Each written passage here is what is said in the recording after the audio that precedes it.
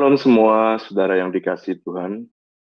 Saya ingin menyapa terlebih dahulu teman-teman yang sudah bergabung bersama-sama dengan kita di doa fajar hari ini.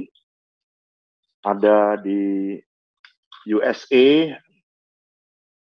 Ibu Deborah, Shalom, selamat pagi. Lalu kemudian ada Ibu Hana dari San Francisco, selamat pagi. Kalau di sana selamat malam. Jerry dari Singapura, saya pikir tadi Pak Jerry, ternyata Jerry anaknya Ibu Susan. Shalom Jerry di Singapura, ada Jessica di Dublin, ada di Irlandia ya, di Irlandia. Kemudian Pak Jansen dan Ibu Cindy dari Bandung juga hadir, Ibu Hilda dan Ibu Hilda dari Belgia juga hadir bersama-sama kita. Nah, saudara yang hari ini boleh bersama-sama, dan semua keluarga WTC Families yang hadir, dan semua saudara yang bisa join bersama-sama dengan kita hari ini, sudah lama kita pengen mendengarkan kesaksian dari Pak Juhardi. Pak Juhardi sudah lama sakit di COVID-19. Berapa banyak saudara pengen dengar, udah lama nggak pernah ikut, tetapi berapa banyak yang saudara rindu Pak Juhardi pagi ini. Siapa yang rindu hari ini saudara pengen dengar kesaksian Pak Ju? Kalau saudara pengen dengar kesaksian Pak Ju, baru saya buka Pak Juhardi. Pak Juhardi masih saya simpan pagi ini. Saya pengen Pak Juhardi bersaksi pagi ini karena Tuhan sudah memulihkan dan menyembuhkan dia. Dan begitu banyak yang pengen tahu, tapi kalau saudara pengen tahu, saudara bisa chat. Wow, banyak juga yang pengen dengar.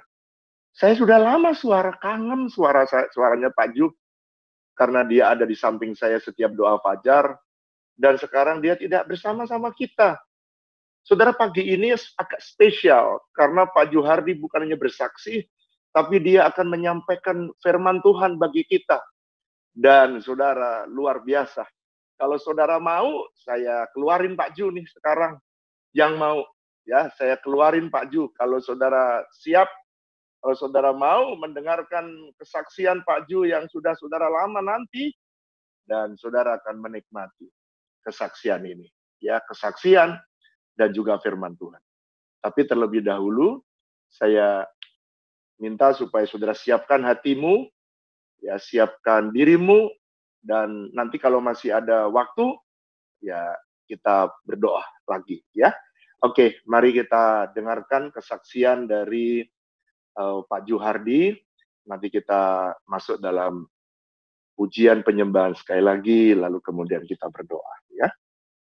Shalom saudara, terima kasih sebelumnya saya ucapkan kepada Pak Wiryo Hadi yang sudah memberikan kesempatan kepada saya untuk bersaksi pagi hari ini. Sedianya minggu lalu saya harus bersaksi, tapi karena masih kurang fit, baru hari ini bisa terrealisasi. Sebelumnya saya mohon maaf ketika nanti saya bersaksi kalau saya masih sedikit batuk-batuk. Mudah-mudahan sih bisa lancar semuanya.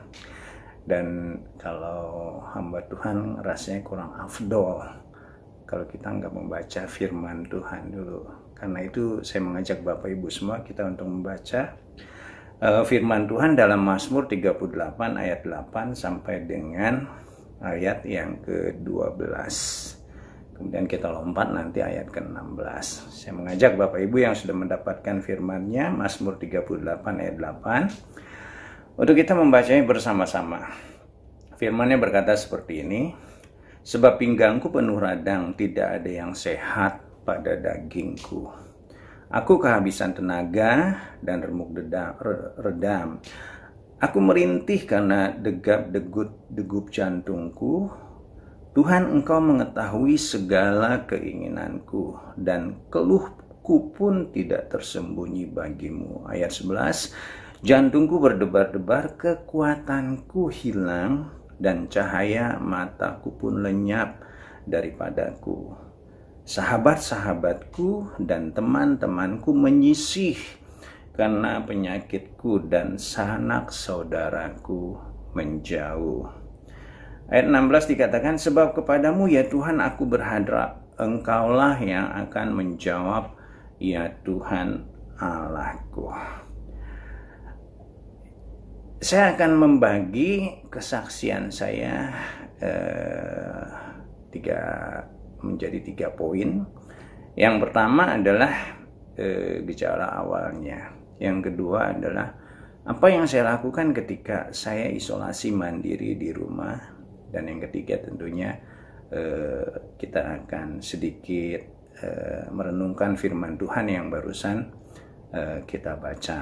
Penting sekali buat kita semua, dan doa saya kesaksian ini bisa memberkati Bapak Ibu yang mendengarkannya. Nah, gejala awalnya yang pertama, saudara, tanggal 16 kondisi tubuh saya mulai rasa nggak enak di kantor waktu itu, dan setiap bulan memang saya ada satpam yang biasa mijit saya karena saya suka olahraga. Jadi setiap bulan tuh selalu diperbaiki otot-otot yang kurang baik. Nah, kebetulan memang hari itu pas waktunya saya mijit, jadi dipijit oleh dia ketika badan rasanya nggak enak. Ada mendingan sedikit sih, saya masih bisa kerja seperti biasa, tidak terlalu mengganggu. Nah, tanggal 17 Maret pagi saya masih sempat gym, saudara, bersama anak saya yang kecil. Tapi ketika di tempat gym, kayaknya badan saya tuh nggak ada energi sama sekali. Jadi pagi itu saya hanya main treadmill, naik sepeda statis, main elliptical machines. Itu saja yang saya lakukan, gerakannya pun ala kadarnya karena sepertinya nggak ada tenaga sama sekali. Selesai itu saya pergi ke kantor, dan saya rasakan ketika di mobil, kepala nyut-nyutan dan badan rasa nggak enak sekali, khususnya di bagian punggung. Dan pada saat itu saya berpikir hanya masuk angin seperti biasa. Dan ketika sampai di kantor saya nggak tahan. Ada office boy yang biasa suka ngerokin saya, dikeroklah sama dia. Mendingan sedikit, tapi ketika jam setelah istirahat makan, badan saya terasa demam dan kepala makin sakit. Akhirnya saya pulang, nggak tahan, dan saya langsung ke sebuah rumah sakit, tidak saya sebutkan untuk menjaga etika, sebuah rumah sakit swasta. Saya langsung ke sana, ke UGD seperti biasa, periksa stetoskop lah, periksa suhu dan lain-lain. Dan ternyata badan saya memang panas, 38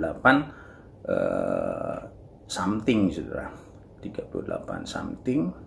Dan pada saat itu dokter cuma kasih saya vitamin dan obat turun panas saja. Saya pulang setelah itu, saya juga memang nggak berniat untuk dirawat. Pulang dan sampai rumah, ketika malamnya saya merasakan demam lagi dan nggak bisa tidur. Akhirnya pagi masuk lagi ke UGD di rumah sakit yang sama karena demamnya luar biasa, dan khususnya pinggang, punggung, dan seluruh otot sampai persendian itu semuanya sakit dan lemah, ngilu. Rasanya nggak enak banget. Baru sekali saya merasakan hal seperti itu. Suhu pun masih 38 lebih. Jadi diusulkan waktu itu dirawat, dikhawatirkan ada demam berdarah atau tipes. Jadi saya harus dirawat. Pada saat itu langsung setelah diberesin semua, langsung masuk ruang perawatan. hasil dari, dan pada situ juga pagi waktu di UGD diambil darah, dan hasil dari lab darahnya ternyata DB dan tipes negatif.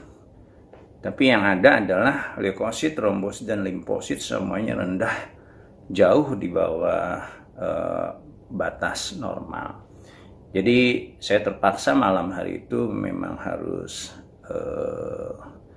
dirawat inap. Esok paginya kembali diambil darah.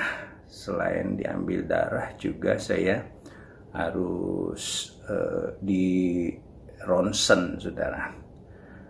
Nah, saya melihat bahwa ketika hasil lab yang kedua nggak ada perubahan, baik leukosit, trombosit, dan limfositnya semuanya masih tetap sama. Agak siangan dokter asistennya datang kepada saya menjelaskan secara implisit bahwa saya kena suspek dari COVID-19 ini. Tapi dia tidak menjelaskan secara langsung, dan dia juga membawa hasil dari ronsennya. Di sana diketahui ada infiltrasi di paru-paru saya, atau ada bercak-bercak di paru-paru saya, dan dikhawatirkan itu adalah pneumonia. Dan karena yang lain tidak ada masalah, DB nggak ada masalah, tipes nggak ada masalah, secara halus waktu itu mungkin dia mau mengatakan bahwa di situ nggak ada tempat untuk merawat COVID-19, jadi saya disuruh pulang, saudara. Pada saat mendengar itu, wah, rasanya seluruh badan saya itu berkeringat, saudara. Saya memikirkan hal yang aneh-aneh juga pada saat itu, saudara. Jadi, dan yang lebih lagi adalah saya merasakan penolakan, harusnya bisa dirawat di situ, tapi ternyata disuruh kembali. Dan dibekali dengan obat, saya terpaksa pulang. Dan yang luar biasa adalah besokannya itu saya segar sekali, seperti tidak merasakan apa-apa. Saya nggak masuk kerja. Saya sempat jalan-jalan di kompleks bersama anak saya yang bungsu, tapi malamnya kembali saya mengalami demam yang luar biasa. Jadi keesokan harinya saya masuk rumah sakit yang lain, rumah sakit swasta yang lain. Saya sebut rumah sakit swasta yang kedua. Pagi langsung masuk UGD, nggak lama, kira-kira setengah jam setelah administrasi dibereskan, saya masuk ruang UGD. Seperti biasa diperiksa, dan saya bawa hasil lab dan yang lain-lain dari rumah sakit yang pertama tadi. Di sana juga diulang, periksa ulang. Di sana nggak di ronsen, selain dicek darah, tapi di CT scan, saudara. Dan satu lagi adalah swab. Swab itu hidung dimasukkan cotton bud yang cukup besar dan panjang sampai ke tenggorokan, nggak enak, sakit sekali rasanya. Dan swab yang dilakukan di rumah sakit kedua itu, saudara bayangkan, udah dirojok-rojok hidung, saudara, nggak pernah keluar hasilnya sampai sekarang. Nah, karena itu saya nggak tahu bahwa benar-benar saya itu kena COVID atau enggak. Makanya saya tidak pernah memberitahukan kepada pengerja, jemaat. Saya hanya baru dikatakan suspek. Jadi belum tahu positif atau tidak kena COVID pada saat itu. Nah, saat di rumah sakit kedua, puji Tuhan Pak Wiryo, ketika saya sedang demam itu, beliau sempat telepon, karena sebelumnya juga dia tahu bahwa saya ada dirawat di rumah sakit, dan mendoakan saya. Saya bersyukur sekali, dan saya berkata kepada Pak Wiryo, "Pak Wiryo, nggak usah kesini, bahaya." GR sedikit, saudara. Belum tentu juga Pak Wiryo mau ke sana. Ya saya larang Pak Wiryo karena beliau adalah aset yang luar biasa buat gereja kita tentunya. Nah, kira-kira jam 3 sore ada dokter paru yang mendatangi saya dengan membawa semua berkas-berkas hasil lab, hasil CT scan. Dan dari hasil semua itu dia juga mengatakan hal yang sama. Dikatakan bahwa saya ini kemungkinan kena pneumonia di paru karena ada infiltrasi juga di paru hasil CT scan-nya. Jadi dikatakan saya suspek COVID-19. Nah, saya dikasih obat, dibekali obat. Saya berharap pada saat itu bisa dirujuk ke rumah sakit lain untuk bisa langsung dirawat atau diisolasi. Ternyata beliau juga mengatakan hal yang sama, dirawat di rumah saja. Jadi disuruh isolasi mandiri. Setelah di rumah sakit yang pertama ditolak, ini ditolak lagi yang kedua, saudara. Pada saat sebelum pulang dari rumah sakit yang kedua tadi, kebetulan keponakan saya adalah internis juga, dokter internis di RSCM. Dia menyuruh ke rumah sakit swasta yang lain. Saya sebut rumah sakit swasta yang ketiga. Dia rujuk, ada temannya di sana, dokter internis juga, supaya saya bisa langsung menjumpai. Kebetulan dokternya juga sedang praktek di rumah sakit yang ketiga tersebut. Saya bawa semua berkasnya dan jam kurang lebih 5.30 saya sampai di sana. Dan dia lihat hasilnya, dia juga mengatakan kemungkinan juga kena COVID-19. Tapi dia bilang, coba ke UGD dulu, ikuti prosedurnya aja. Saya sedikit memiliki pengharapan bisa dirawat di situ. Tapi ternyata saudara, yang luar biasa adalah saya datang ke UGD, daftar di UGD jam 6. Itu baru dipanggil jam 12 malam lebih, padahal yang antri cuma 5-6 orang pada saat itu. Jadi jam 12 malam lewat saya baru dipanggil dan hanya diinterview, dicek suhu, stetoskop dan lain-lain kurang lebih 5-10 menit. Setelah itu dokternya juga berkata disuruh dirawat di rumah saja. Bayangkan, menunggu malam dalam keadaan demam, hanya diperiksa 5-10 menit, hanya mendengar perkataan itu. Saya merasakan penolakan yang ketiga, saudara. Akhirnya saya kembali, akhirnya di situ saya memutuskan saya tidak boleh andalkan manusia. Saya putuskan andalkan Tuhan dan isolasi mandiri. Walaupun saya tahu risikonya besar, keluarga saya bisa terpapar penyakit yang sama. Tapi saya ambil risiko itu dan saya lebih mengandalkan Tuhan. Dengan pemantauan dari jauh oleh keponakan saya ikuti arahannya dan berbekal obat dari rumah sakit yang kedua dari dokter spesialis paru. Saya isolasi mandiri di rumah. Cuma ditambah satu obat dari keponakan saya yang namanya adalah isoprinosin. Itu adalah, setelah saya lihat di Google, itu adalah obat infeksi paru, saudara. Dan tentunya juga berbekal beberapa vitamin seperti vitamin C, vitamin D3, vitamin E, vitamin B kompleks. Saya memberanikan diri untuk dirawat di rumah.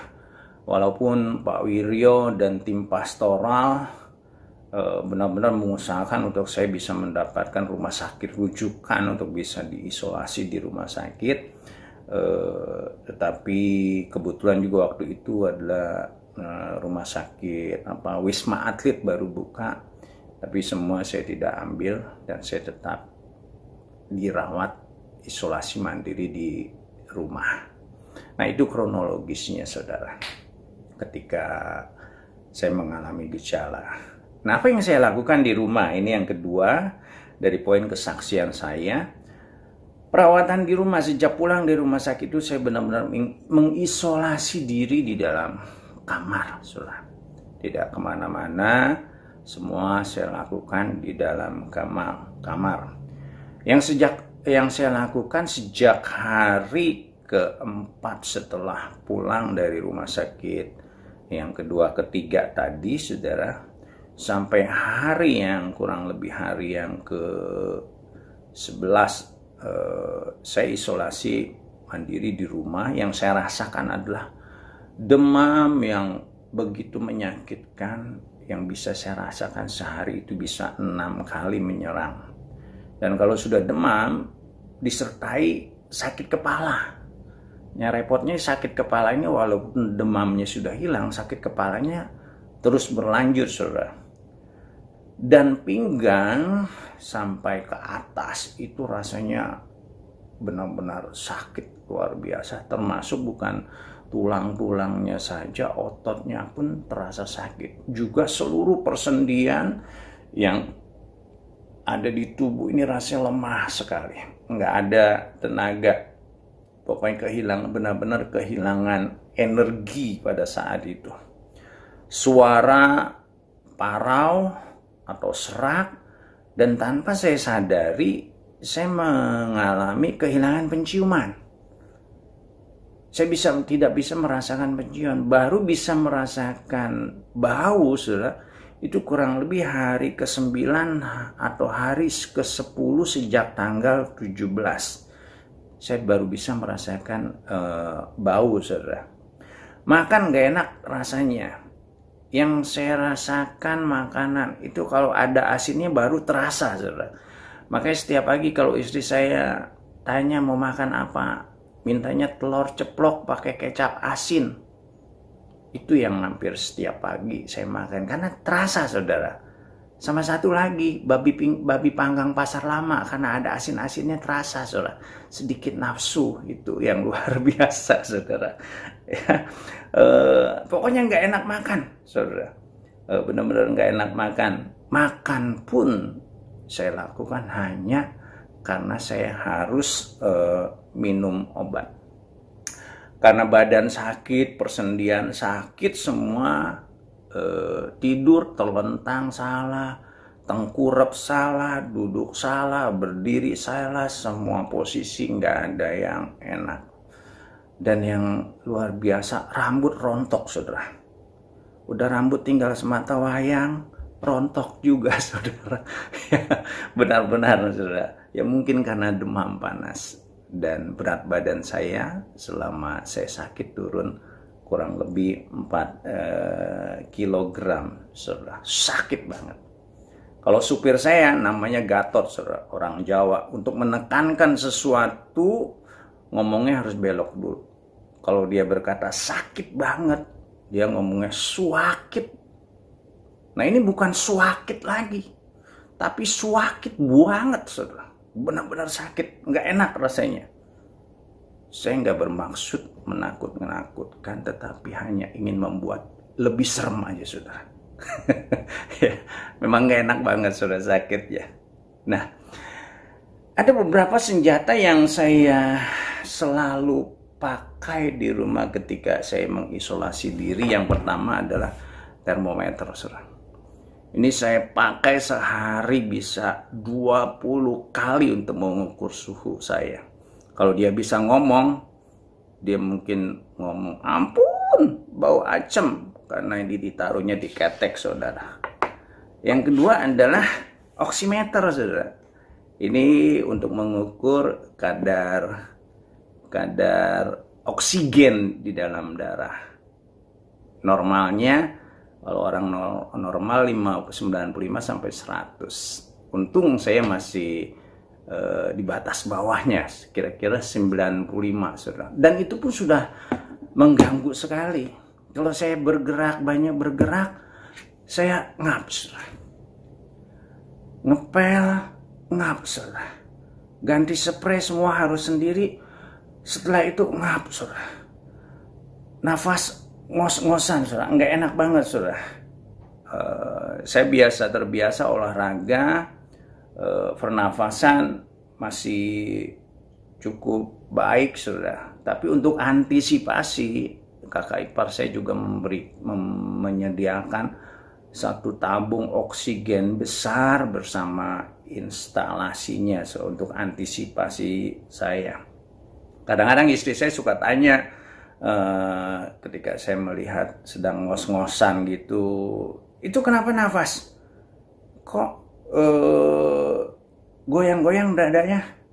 Nggak apa-apa ya, memang kalau nafas dadanya goyang-goyang. Kalau nggak goyang mati dong. Ya, untuk membuat supaya dia tidak cemas saja, saudara. Nah, yang lain yang saya gunakan adalah yang luar biasa. Nah ini, saudara, semprotan buat mandiin burung. Ini penting sekali, saudara. Kemanapun ini saya bawa. Setiap hari kamar saya semprot 2 kali untuk menjaga kamar saya tetap steril, saudara.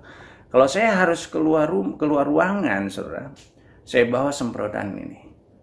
Apapun yang saya sentuh, setelahnya pasti saya semprot dengan disinfektan, saudara, untuk menjaga, untuk menghindari kalau yang lain nanti menyentuh apa yang sudah saya sentuh. Yang ketiga tentunya adalah masker yang tidak terlepas dari wajah saya, baik saya di dalam kamar maupun keluar kamar, untuk mengisolasi virus tentunya, untuk tidak kemana-mana. Last but not least tentunya adalah gitar, saudara. Ya, di tengah-tengah kesakitan saya nggak bisa nyanyi, suara parau, tapi sebisa-bisanya saya memuji Tuhan. Ada satu hal yang saya rasakan yang begitu luar biasa adalah ketika di hari ke-10, kurang lebih hari ke-10, ketika saya sedang merasakan demam yang gak enak, saya berlutut di tempat tidur seperti kalau di Alkitab itu dikatakan seperti Elia sedang berdoa. Kepala saya ada di antara kedua lutut saya. Saya sedang mengerang, Tuhan, tolong, Tuhan, tolong. Tuhan, sembuhkan saya. Tuhan, sembuhkan saya. Ketika saya sedang berdoa seperti itu, saya merasakan ada satu nafas yang begitu segar sekali. Seperti kita ada di puncak pagi hari. Saya rasakan kesegaran itu luar biasa. Mungkin ada sekitar 10 menit sampai saya tertidur pulas pada malam itu. Dan saya tahu waktu saya rasakan itu, Tuhan sudah memberikan kesembuhan kepada saya. Keesokan harinya, hari ke-11, luar biasa sekali. Setelah kejadian malam itu, tetap aja tuh demam lagi. Nggak ada perubahan. Tapi saya terus perkatakan firman Tuhan. Saya sudah sembuh. Saya disembuhkan. Saya disembuhkan. Saya terus perkatakan firman Tuhan. Dan puji Tuhan, hari ke-12 dan hari ke-13 frekuensi demam saya berkurang. Dari kurang lebih 6 kali sehari, hari ke-12 dan 13 itu menjadi paling 3 kali sehari. Dan yang luar biasa, hari ke-14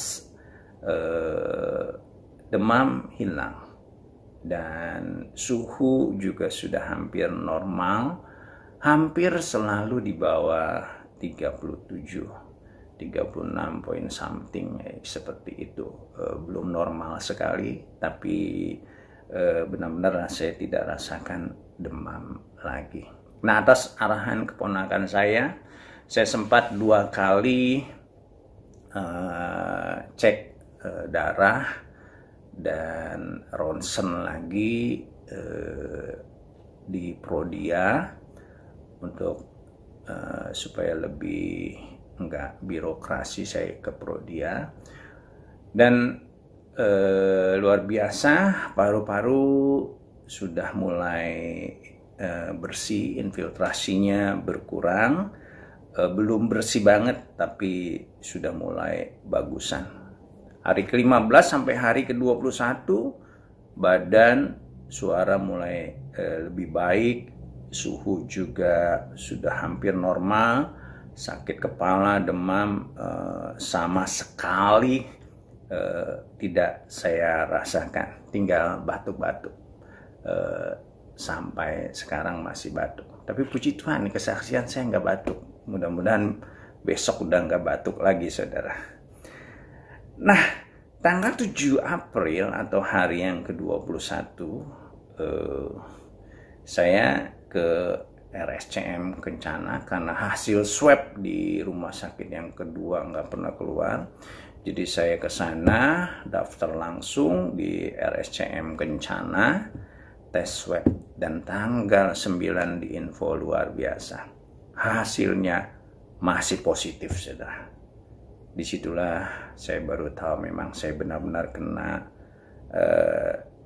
COVID atau terkonfirmasi COVID-19. Ya, sebetulnya dikatakan hanya suspek. Dan saya lapor lagi ke keponakan, saya bilang, kapan bisa sampai negatif? Nah, pernah ada jawaban yang gak enak. Yang ini gak bisa ditentukan, dia bilang. Bisa sebulan, walaupun badan udah enak, bisa 2 bulan, atau gak ada batasnya. Gak bisa kerja dong. Ya udahlah, yang penting positif aja, dia bilang. Pasti negatif lah. Yang penting vitamin dimakanin terus sampai nanti benar-benar sehat, dan tunggu tes selanjutnya. Dan tanggal 14 April kemarin, Tuhan yang luar biasa, saya harus swab lagi, dan puji Tuhan hasilnya saya terima tanggal 21 dan dinyatakan bahwa saya negatif yang pertama. Masih tinggal 1 tes swab lagi. Kalau negatif lagi artinya benar-benar saya dinyatakan sudah sembuh. Kita berikan tepuk tangan dulu buat Tuhan kita yang luar biasa. Tuhan kita baik. Dia adalah Jehovah Rafa. Dia Allah penyembuh. Amin, saudara. Nah, kita akan masuk dalam firman Tuhan. Ayat 38 dikatakan seperti ini. Sebab pinggangku penuh radang dan tidak ada yang sehat pada dagingku. Aku kehabisan tenaga dan remuk redam. Aku merintih karena degap-degup jantungku. Seperti saya sudah katakan tadi sebelumnya bahwa ketika demam yang dihajar itu yang paling parah adalah pinggang yang rasanya sakit seperti patah, ototnya sakit semua dari pinggang ke atas. Saya garis bawahi dari firman Tuhan di atas pinggang. Pertanyaannya, pinggang itu lambang apa sih? Apa sih? Kalau kita baca di dalam Mazmur 93 ayat 1, saudara bisa catat saja, tidak perlu dibaca, saya bacakan. Tuhan adalah Raja. Ia berpakaian kemegahan. Tuhan berpakaian, berikat pinggang kekuatan. Dikatakan di situ, ia berpakaian kemegahan, Tuhan berpakaian berikat pinggang kekuatan. Artinya apa? Pinggang itu yang pertama adalah lambang dari sebuah kekuatan. Kalau kita lihat seorang atlet angkat besi, angkat berat, sebelum dia melakukan kegiatan angkat berat, apa yang dia lakukan? Dia pasti mengikat pinggangnya. Bukan ikat pinggang merek Hermes atau LV, bukan. Ya, tapi ikat pinggang yang besar. Untuk apa? Untuk menjaga pinggangnya. Jangan sampai cedera. Karena begitu pinggang cedera, kekuatan kita hilang. Kalau orang pernah mengalami sakit saraf terjepit di pinggang. Itu yang sakit bukan pinggang aja, bisa kaki juga mengalami kelumpuhan, yang saya dengar dari orang-orang yang pernah mengalami seperti itu. Pinggang lambang kekuatan. Yang kedua, di dalam Lukas 12 ayat 35 dikatakan, hendaklah pinggangmu tetap berikat dan pelitamu tetap menyala. Artinya apa, saudara?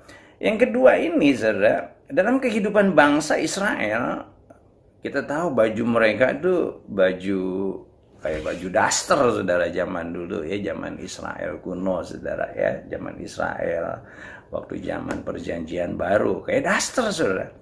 Nah, kalau untuk bekerja, mereka nggak membiarkan bajunya itu terurai ke bawah seperti daster atau baju gamis, tapi ketika mereka mau bekerja, mereka pakai ikat pinggang mereka supaya mereka bisa bekerja dengan baik, melakukan aktivitas dengan baik. Jadi yang kedua, pinggang itu berbicara tentang ikat pinggang itu berbicara tentang kesiapan kita untuk bekerja.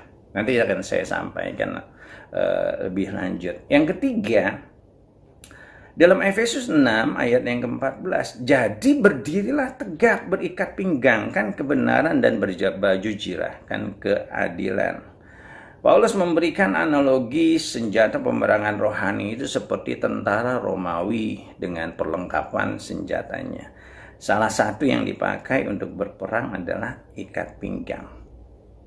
Selain ikat pinggang, ada baju jirah, ada kasut, ada perisai, ada ketopong, ada pedang. Ikat pinggang. Artinya apa? Ikat pinggang itu berbicara tentang senjata peperangan. Dan yang keempat, saudara, ikat pinggang itu lambang apa? Yeremia 3 ayat 11. Sebab seperti ikat pinggang melekat pada pinggang seseorang, demikianlah tadinya segenap kaum Israel, segenap kaum Yehuda, kulekatkan kepadamu. Demikianlah firman Tuhan, supaya mereka itu menjadi kuat, menjadi ternama, puji Tuhan, terpuji dan terhormat bagiku, tetapi mereka tidak mau mendengar. Yang keempat, pinggang itu lambang apa? Pinggang itu lambang kedekatan kita dengan Tuhan. Karena firman-Nya berkata, seperti ikat pinggang melekat pada pinggang seseorang, demikianlah tadinya segenap kaum Israel dan segenap kaum Yehuda kulekatkan kepadamu. Kadang-kadang krisis, persoalan pribadi, keluarga, persoalan pekerjaan, persoalan pelayanan, atau keputusan yang kita ambil bisa membuat kita jauh dari Tuhan. Jadi yang harus kita lakukan adalah ikat kebenaran itu dalam kehidupan kita. Jadi ketika ada krisis atau apapun dalam kehidupan kita nggak akan pernah menjauh dari Tuhan. Nah, saya mengajak Bapak Ibu kita semua di masa-masa seperti ini, ketika ada PSBB, kita dibatasi untuk melakukan aktivitas, ibadah, melayani, jangan ada satupun di antara kita yang pinggangnya lemah. Biarlah kita tetap kuat. Amin, saudara. Jangan kita kehilangan pengharapan, kehilangan sukacita, tapi berdirilah teguh. Pak Wiryo sudah menyampaikan, musim itu sementara. Jangan kita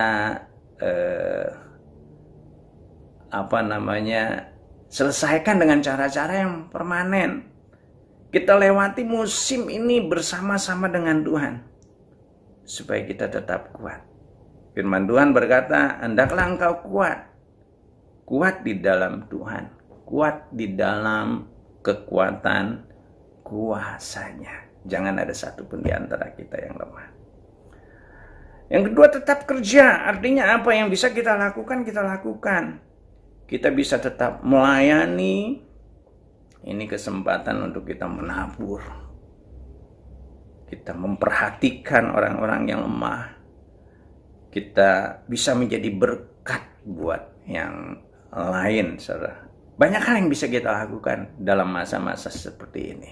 Itu yang dikatakan kita tetap bekerja, melakukan aktivitas. Jangan ngeluh sana sini ketika kita ada di rumah, bosan dan segala macam. Pasti bosan, tapi kalau ada yang kita lakukan, saya rasa di tengah-tengah hal-hal seperti ini kita tetap bisa exciting. Kita lakukan apa yang kita bisa lakukan. Dan ini adalah masa-masa peperangan. Iblis datang untuk mencuri, membunuh, dan membinasakan. Jangan lengah. Kita kuatkan ikat pinggang kebenaran di masa-masa peperangan ini. Kita melekat kepada Tuhan. Kita lekatkan diri kita kepada Tuhan. Kita gunakan firman Tuhan. Perkatakan firman-Nya untuk melawan segala tipu daya iblis. Dia datang, Yesus datang untuk memberi kita kehidupan. Kita tidak akan pernah kalah. Kita tidak akan pernah lemah kalau kita pastikan kita bisa bersama-sama dengan Tuhan.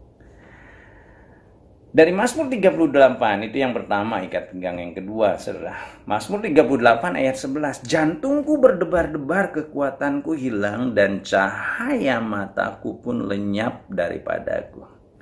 Nah, apa sih yang membuat kita biasanya itu jantung kita berdebar-debar? Kalau kita baca ayat 19-nya dikatakan, aku cemas karena dosaku. Kalau kita berbuat dosa, kita rasakan khawatir, cemas, jantung bisa berdebar-debar. Ketakutan, kepanikan, kekhawatiran membuat jantung kita juga bisa berdebar-debar. Apalagi yang membuat kita berdebar? Nyolong hampir ketahuan. Itu juga bisa membuat jantung kita berdebar-debar. Diuber-uber anjing, lewat kuburan tengah malam sendiri, juga bisa membuat jantung berdebar-debar. Nah, saudara, yang saya rasakan, pendeta juga manusia biasa, saudara. Ketika sedang sakit, awal-awal saya di rumah, saudara, apalagi kita sudah mendengar berita-berita bahwa betapa mengerikannya penyakit COVID ini, saudara. Itu sedikit banyak mempengaruhi juga apa yang saya pikirkan. Jiwa saya terpengaruh, saya. Udah gitu banyak sekali video lah, berita dan segala macam broadcast dari grup, luar biasa banyak sekali yang serem-serem. Ada orang yang dikremasi, mayatnya terlantar, ada yang bunuh diri, ada video orang sedang sekarat, sesak nafas. Itu mempengaruhi, saudara. Membuat saya nggak damai, cemas, berpikir yang enggak. Nah, karena itu saya putuskan, saya nggak mau tonton yang seperti itu. Saya nggak mau lihat yang seperti itu. Di belakang saya ada televisi yang cukup besar di kamar saya. Remote yang nggak pernah saya sentuh ketika saya ada di kamar ini, saudara. Saya nggak mau berita-berita itu membuat saya cemas. Dan kebetulan Pak Wiryo juga ketika mendoakan saya, Pak Ju, jangan dengar hal-hal yang membuat kita takut. Ya Pak, saya sudah lakukan itu. Beliau juga menyarankan hal yang sama. Jadi saya tutup semua berita itu supaya nggak mempengaruhi jiwa saya. Nah, makanya saya lebih suka melihat yang baik, memberikan pengharapan di tengah-tengah saya sakit. Saya menguatkan pengerja, apa kabar, keluarganya dan segala macam, memberikan mereka penghiburan supaya mereka tetap sehat, tetap kuat, tetap di rumah, dan tetap berdoa walaupun di tengah-tengah keadaan yang lemah. Saya lakukan hal-hal seperti itu. Pak Jokowi aja bilang ketakutan, kecemasan ini sebenarnya yang merupakan musuh terbesar dari buat kita, bukan coronanya itu sendiri. Kalau kita dengar kesaksian Tung Desem Waringin juga, dia berkata, bersukacita. Amsal 15 ayat 13 berkata seperti ini, hati yang gembira membuat muka berseri-seri, tetapi kepedihan hati mematahkan semangat. Ada seorang humoris dari Amerika namanya Mark Twain, dibilang seperti ini, manusia itu memiliki satu senjata yang paling efektif. Dia katakan apa? Karena dia humoris, saudara. Dan ada benar sesuai dengan firman Tuhan. Itu tawa, sukacita. Nah, sebuah penelitian membuktikan bahwa anak-anak sehari itu bisa tertawa 400 kali. Tapi yang menyedihkan, orang tua tertawa hanya 15 kali sehari. Artinya makin tua, tawa kita makin kurang. Padahal tertawa itu sehat. Tertawa itu membangkitkan semangat. Sayangnya senjata ini hilang dari kehidupan kita. Nah, karena itu kita kembalikan. Di tengah-tengah masa-masa kayak gini, ayo kita kembalikan sukacita kita. Amsal 17 ayat 22, hati yang gembira adalah obat yang manjur, tetapi semangat yang patah mengeringkan tulang. Kondisi patah semangat mempengaruhi atau berpengaruh buruk pada tubuh seseorang. Karena dikatakan hati yang gembira adalah obat yang manjur buat fisik kita, buat tubuh kita. Sebaliknya, saudara, hati yang gembira adalah obat buat tubuh kita. Kalau kita kehilangan semangat, tubuh kita nggak akan mudah pulih. Tapi kalau hati gembira, itu obat buat tubuh kita. Nah, karena itu saya mengajak Bapak Ibu, saudara-saudari kita semua di saat seperti ini, jangan kehilangan sukacita. Di rumah jangan kehilangan sukacita. Agar damai sejahtera Allah yang melampaui segala akal akan memelihara hati dan pikiran kita di dalam Kristus Yesus Tuhan kita. Broadcast hal-hal yang baik, hal-hal yang menghibur, hal-hal yang memberikan kekuatan. Yang serem-serem, yang negatif, udah kita delete aja, kita hapus saja. Supaya yang lain juga tetap merasakan sukacita. Yang ketiga, saudara, ayat yang ke-12 dikatakan dari Mazmur 38. Sahabat-sahabatku dan teman-temanku menyisih karena penyakitku dan sanak saudaraku menjauh. Ini yang ketiga, saudara, dari perikop yang kita baca. Mengalami sakit corona ini, saudara, kalau saya bandingkan dengan yang ada tertulis dalam Alkitab, itu seperti orang yang mengalami sakit kusta. Imamat 13 ayat 45 dikatakan, orang yang sakit kusta itu harus berpakaian cabik-cabik, rambutnya terurai.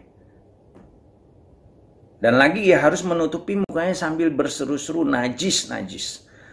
Selama ia kena penyakit itu, ia tetap najis. Memang ia najis. Ia harus tinggal terasing di luar perkemahan. Itulah tempat kediamannya. Buktinya, saudara, kenapa saya katakan sama? Waktu saya sakit, saya udah hampir 3 bulan kegunting rambut, saudara. Rambut saya terurai panjang gak keruan. Poni bisa saya gunting, bagian kuping bisa saya gunting, tapi belakang gimana guntingnya, saudara? Sampai bisa dikuncir, saudara. Ini udah ganteng, saudara. Baru potong rambut, saudara. Potong rambut keliling saya panggil, saudara. Ketika saya udah sembuh, saudara. Bukti yang lain, muka saya tutupi setiap hari, saya pakai masker, saudara. Sama orang kusta juga ditutupin mukanya, saudara. Setiap hari saya pakai masker, saudara. Kalau istri anak saya kebetulan buka pintu kamar saya berkata, jangan masuk, jangan masuk, jangan masuk. Saya bilang seperti itu. Ya. Atau dalam firman tadi dikatakan, najis, saya najis, jangan masuk, jangan masuk. Kalau saya kebetulan keluar, anak saya menyingkir jauh-jauh, nggak mau mendekat, saudara. Suka ngeledek sambil ketawa-ketawa, saudara. Bukti yang lain, 3 kali saya mengalami penolakan dari rumah sakit. Ya mungkin karena penyakit ini, saudara. Tinggal terasing. Saya harus mengisolasi diri sampai dinyatakan sembuh. Saya ingat ketika saya di rumah sakit kedua, Pak Wiryo bilang, Pak Ju adalah aset WTC. Rumah Pak Ju akan disemprot, sering-sering disemprot pakai disinfektan. Nanti dari gereja akan datang. Tanpa mengurangi apresiasi saya kepada tukang semprot. Dan benar rumah saya disemprot. Memang waktu saya di rumah sakit yang kedua ternyata disemprot rumah saya luar biasa sekali. Tapi cuma sekali-sekalinya itu, saudara. Setelah itu karena tahu saya kena COVID, tukang semprot yang nggak mau datang lagi. Takut kali, saudara.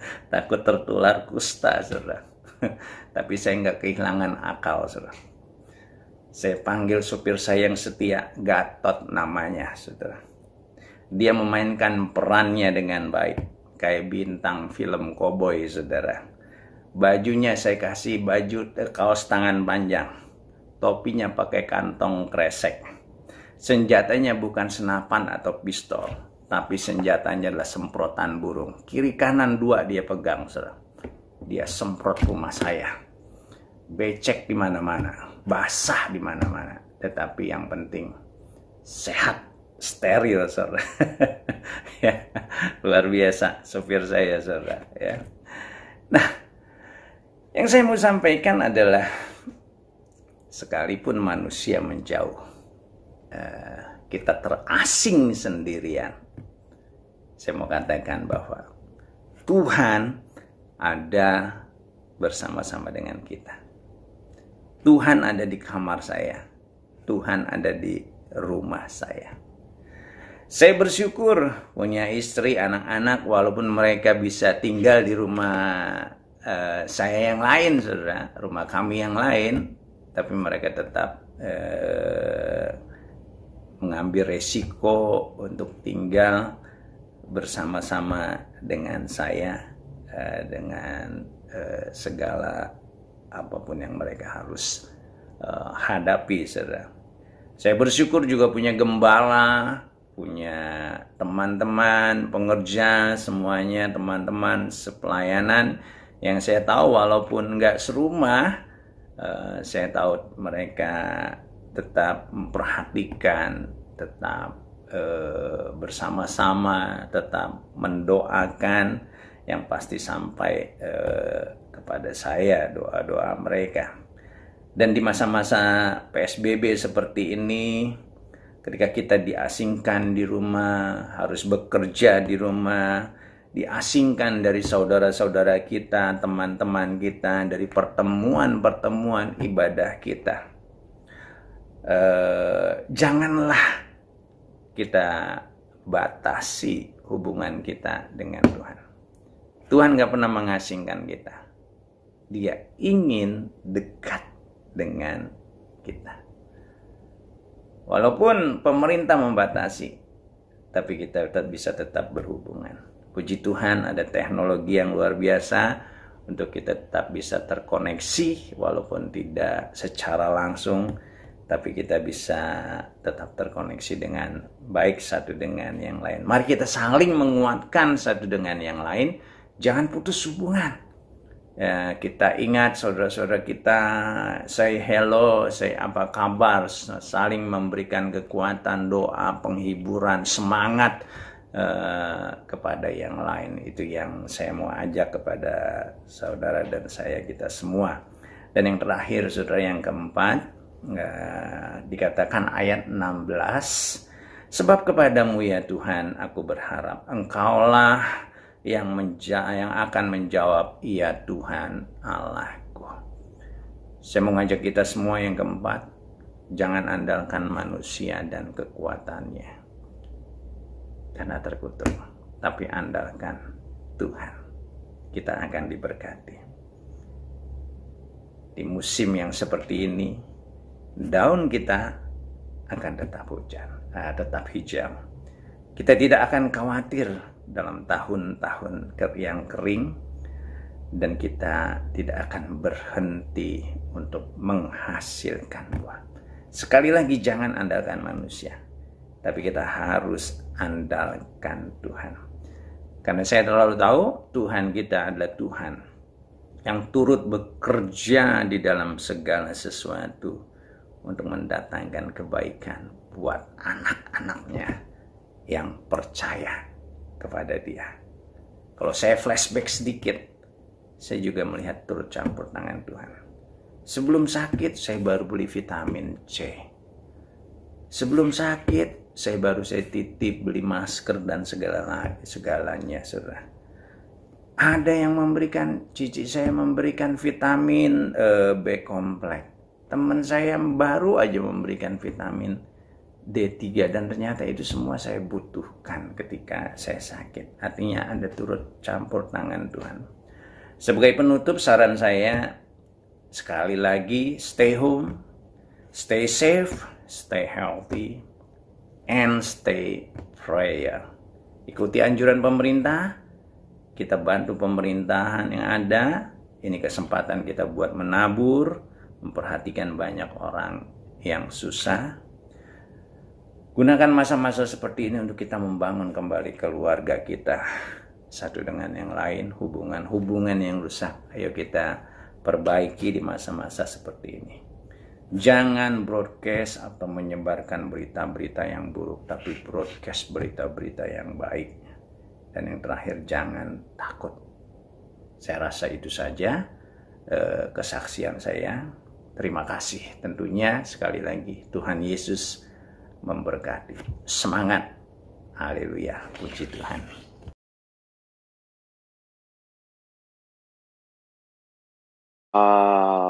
Luar biasa.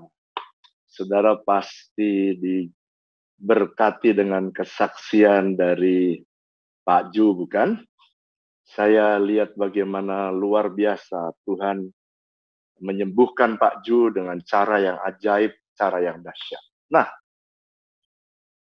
saya diberkati. Bagaimana saudara? Saudara diberkati, bukan? Ya. Saudara dengan gayanya khas Pak Ju, sudah lama kita nggak pernah lihat dia, dan suaranya, gayanya yang suka melucu gitu ya. Dan saya percaya saudara akan diberkati. Nah, saya masih punya waktu 10 menit. Saya akan tutup. Saya mau memberikan sebuah kebenaran 10 menit ini. Saya beri judul Let God Be God. Biarlah Tuhan menjadi Tuhan. Ada orang yang bertanya kepada saya, banyak sekali, kenapa sih ada pandemi?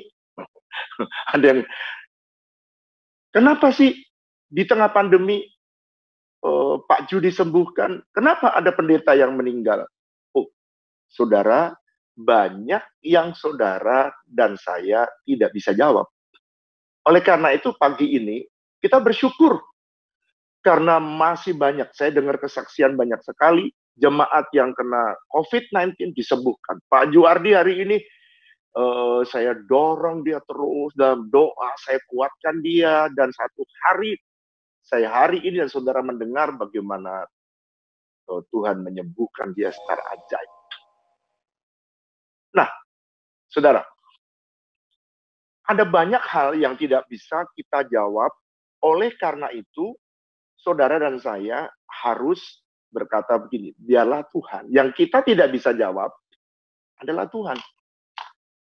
Jadi jangan sampai kita berkata, kenapa kok yang pendeta yang itu dipanggil Tuhan? Apakah dia tidak berkenan? Oh, tidak ada hubungannya. saudara dan saya banyak hal yang tidak kita bisa tahu. Contoh, ada di tengah-tengah masa seperti ini ada yang bertanya, kenapa ada yang kuat, kenapa ada yang lemah. Ada banyak yang kita tidak tahu. Kapan kita dilahirkan, kita tidak tahu. Nah, tetapi saya pengen, di Amsal pasal 25, saya pengen supaya saudara tahu. Amsal 25 ayat yang kedua, ada bagian yang firman Tuhan buka, rahasianya, bagian saudara. Tapi ada bagian yang saudara tidak bisa buka. Ya sudah, itu biarkan Tuhan yang menjawab. Ada yang bertanya, kenapa doa dia dijawab, kenapa doa saya belum? Let God be God. Atau dengan kata lain, biarkanlah Tuhan menjadi Tuhan dalam hidup kita. Kalau saudara semua bisa menjawab semua persoalan kehidupan, maka Tuhan, saudara menjadi Tuhan. It's very dangerous. Itu sebabnya lagu saya, ketika kita tidak mampu, semua akan punya pengalaman ketika kita tidak sanggup. Pak Ju tadi berkata, waktu aku tidak sanggup, manusia tidak sanggup, rumah sakit menolak saya. Semua, tapi ada Tuhan yang sanggup menolong saya. Let God be God. Saya percaya, saudara anak-anaknya, pegang janji Tuhan. Jangan pegang yang lain, pegang janji Tuhan. Dan Tuhan akan menolong saudara. Nah, saya ingin membaca satu ayat saja. 1 Petrus pasal 4. Mari kita baca bersama-sama 1 Petrus pasal 4. Ayat ini saya ingin supaya menolong saudara di masa-masa seperti ini. Ada satu senjata yang jarang dikupas. Tapi pagi ini saya mau kupas di waktu 10 menit ini.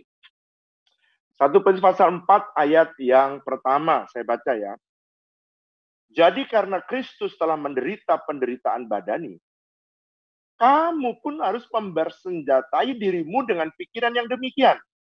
Karena barang siapa telah menderita penderitaan badani, ia telah berhenti berbuat dosa.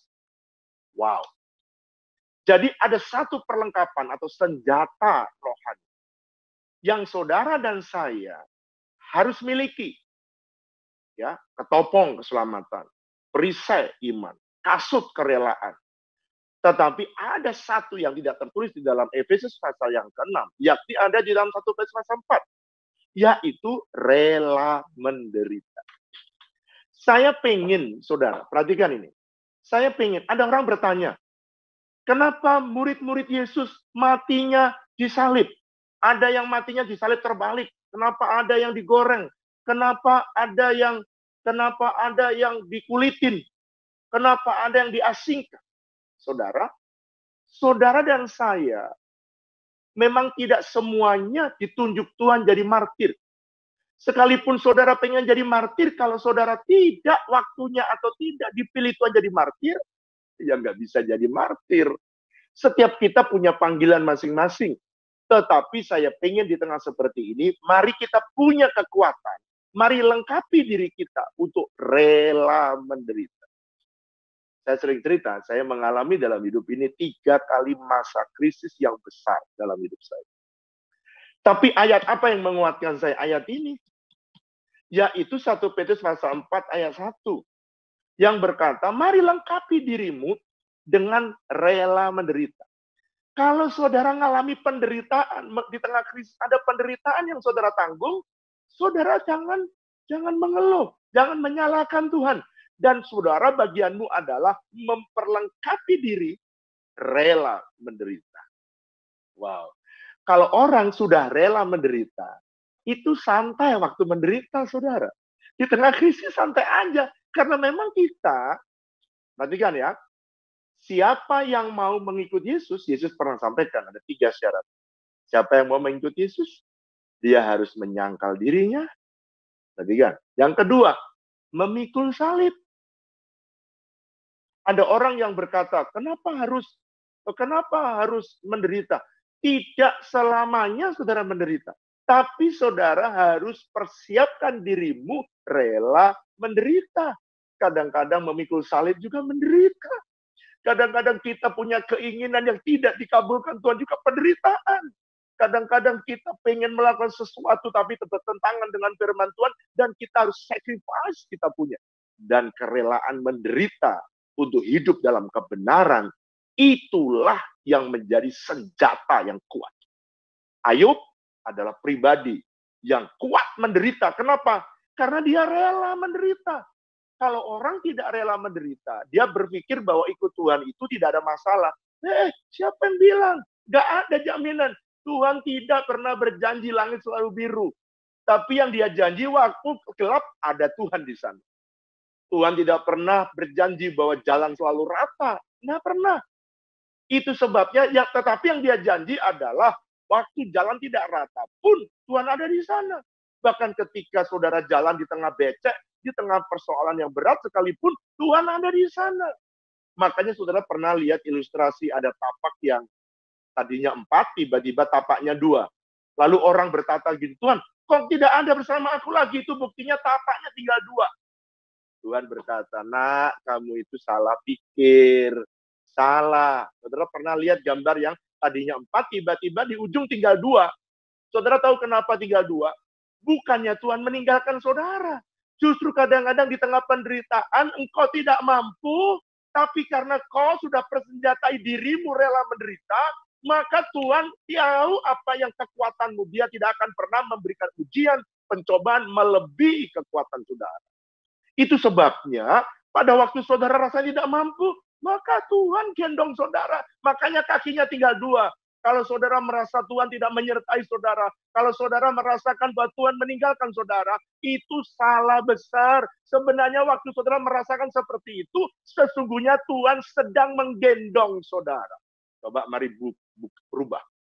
Terus masih ingat minggu saya berbicara, kalau krisis tidak bisa Anda ubah, kan Anda nggak bisa kontrol, yang bisa Anda kontrol ada pikiran saudara dan cara perspektif saudara memandang sebuah penderitaan, memandang sebuah krisis.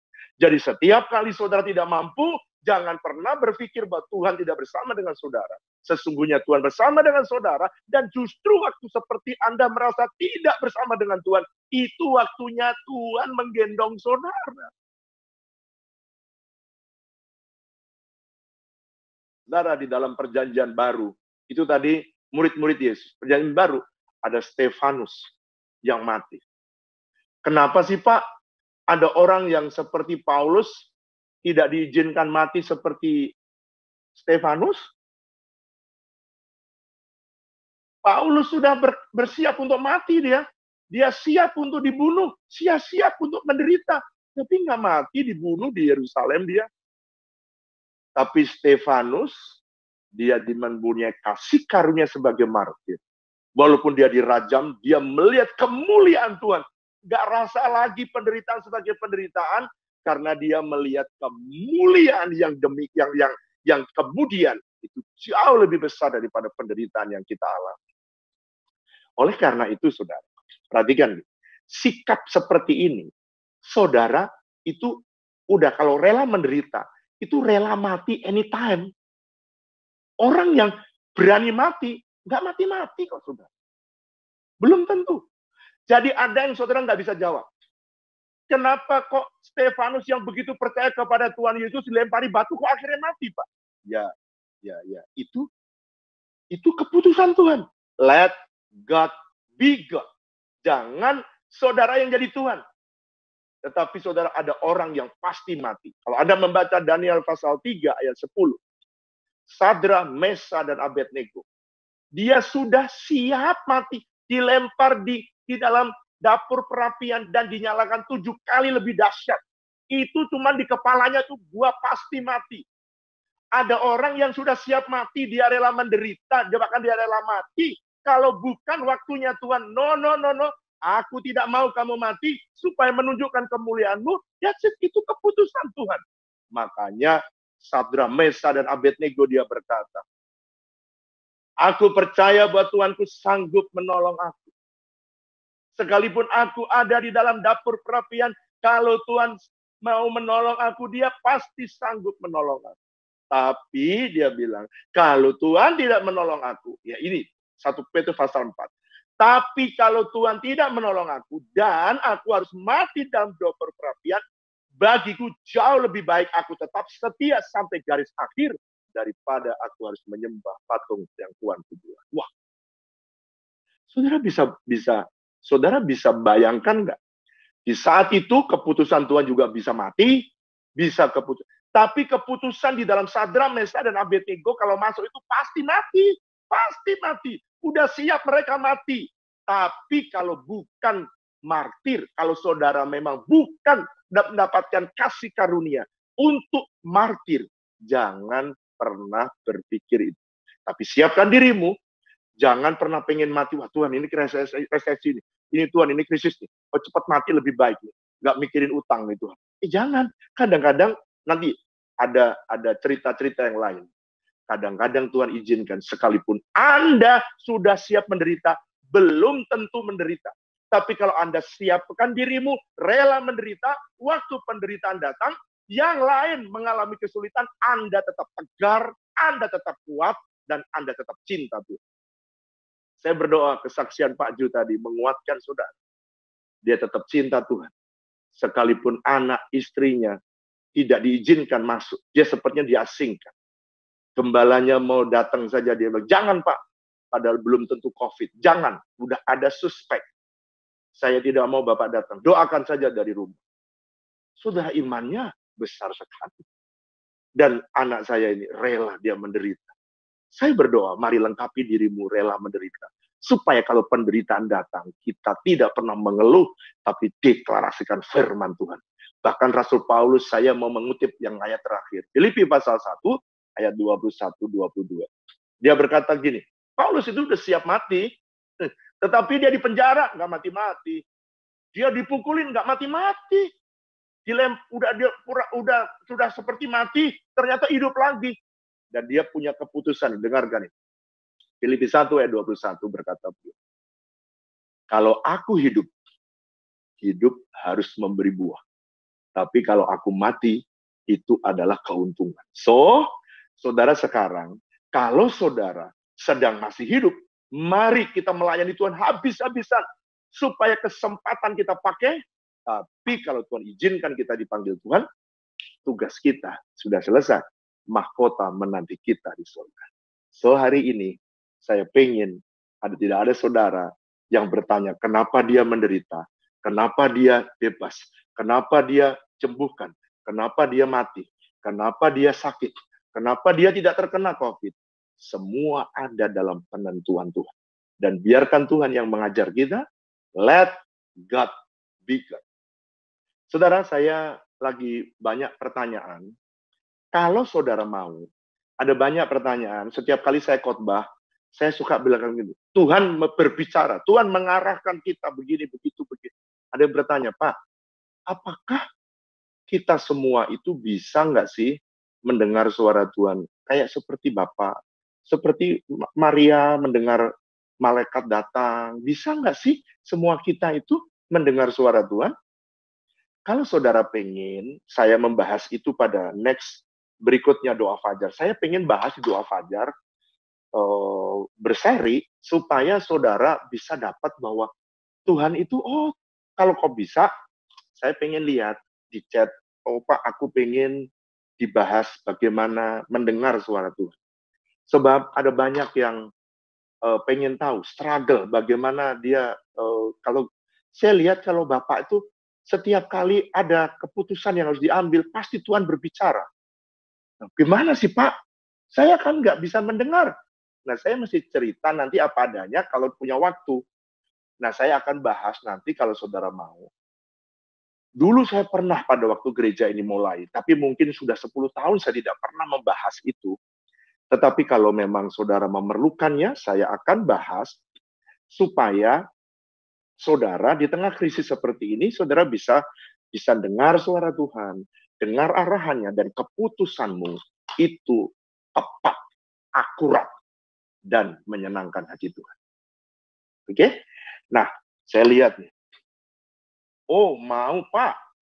Oh, saya pengen Pak, dibahas Pak, ke depan. Oke, kalau memang saudara mau, saya akan sediakan waktu, sebab saya, kalau di gereja, kebaktian umum ya, Wah, saya menghabiskan waktu pada ada pesan-pesan yang lain yang Tuhan minta supaya saya sampaikan di tengah krisis itu. Saudara, nanti Minggu saya akan menyampaikan kebenaran-kebenaran, ya, kunci supaya saudara itu bisa membuka sorga. Saya pengen apa yang saya alami, saudara alami. Sorga itu sudah sedia, sorga itu sudah siap, bahkan kuncinya diberikan kepada saudara.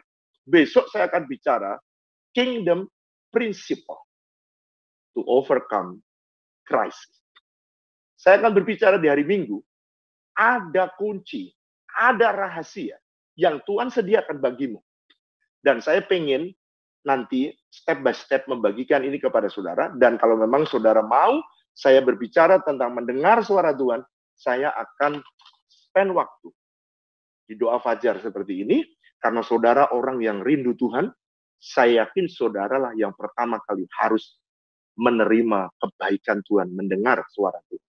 Karena sebab dia Bapak, dia pasti pengen saudara mendengar suaranya. Oke?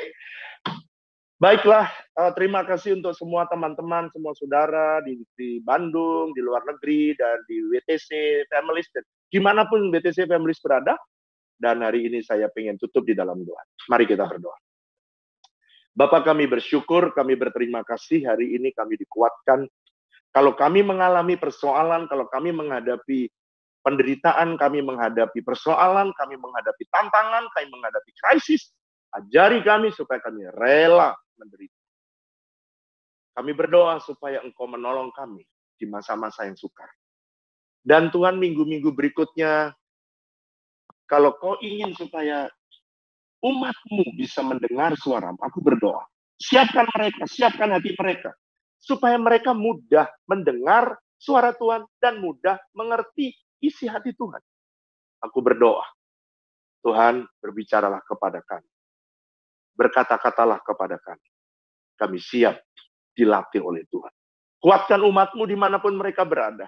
Yang sakit aku minta Engkau menjamah dan menyembuhkan. Yang mengalami kekurangan, keuangan, aku berdoa supaya buat mereka mengalami mujizat. Kalau Engkau bisa menolong Pak Hadi Paulus dan dia mengalami, justru di tengah krisis, dia bisa mengalami omset 2 kali lipat. Yang menurut manusia impossible, tapi Tuhan bisa menolong dia. Berarti Tuhan juga bisa menolong semua umat-Mu. Semua orang punya kesempatan yang sama untuk beroleh kasih karunia dari hadapan-Mu. Disebabnya setiap doa fajar kami menghampiri Tuhan untuk mendapatkan kasih karunia tepat pada waktunya. Terima kasih Tuhan, kalau sebentar kami akan kembali kepada aktivitas kami siap menerima berkat Tuhan. Mari angkat 2 tanganmu, terimalah berkat Tuhan. Biarlah berkat kasih karunia dan damai sejahtera yang berlimpah-limpah dari Allah Bapa, kasih dan cinta dari Tuhan Yesus Kristus, persekutuan yang manis dengan Allah Roh Kudus kiranya menyertai saudara sekalian, mulai hari ini bahkan sampai selama-lamanya. Yang percaya sama-sama katakan, amin. Tuhan Yesus memberkati. Bye, God bless you all.